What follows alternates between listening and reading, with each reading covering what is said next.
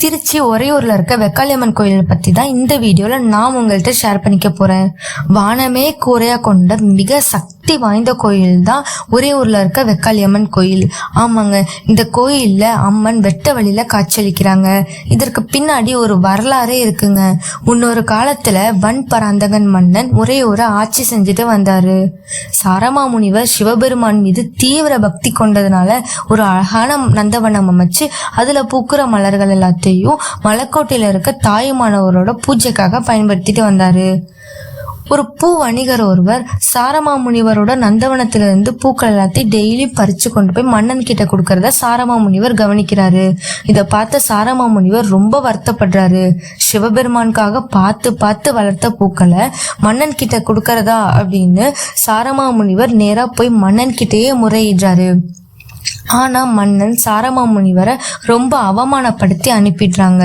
ரொம்ப மன வருத்தப்பட்ட சாரமாமுனிவர் இதை பத்தி நேரா சிவபெருமான் கிட்ட போய் முறையிடுறாரு. தனக்கு ஒரு குறையினா கூட தாங்கிப்பாரு, தன் பக்தர்களுக்கு ஒரு குறையினா தாங்கிப்பாரா சிவபெருமான்? தன்னோட பார்வைய உறையூர் பக்கமா திருப்புறாரு. சிவபெருமானோட கோவத்தினால உறையூர் முழுவதும் மண் மாறி பொழிய ஆரம்பிக்குது. மக்களோட வீடு வாசல் எல்லாமே மண்ணுக்குள்ள புதைய ஆரம்பிக்குது. மக்களும் அச்சப்பட்டு உறையூரோட காவல் தெய்வமான வெக்காளியம்மன் கிட்ட போய் தஞ்சமடைறாங்க. வெக்காளியம்மனும் தன்னோட மக்களுக்காக சிவபெருமான் கிட்ட பிரார்த்தனை பண்ணி மண் மாறிய நிறுத்திடுறாங்க.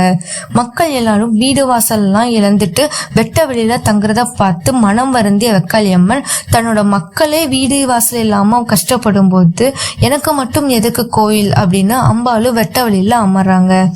இப்ப வரைக்கும் வானமே கூரையா கொண்டு மிக சக்தி வாய்ந்த அம்மன் தான் உறையூர்ல இருக்க வெக்காளியம்மன். மழை பெஞ்சா அம்மாவும் நனைவாங்க, வெயில் அடிச்சா அம்மாவும் காய்வாங்க. தன்னோட மக்களுக்காக வெட்ட வழியில அமர்ந்து காட்சியளிக்கிறாங்க.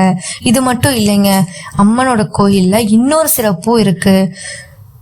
தன்னோட மனசார வேண்டிக்கிட்டு தன்னோட குறைகளையும் தன்னோட வேண்டுதலையும் ஒரு கடிதத்துல எழுதி வச்சுட்டு வந்தா 48 நாட்களுக்குள்ள அது நிறைவேறும்னு ஊர் மக்கள் எல்லாரும் நம்புறாங்க.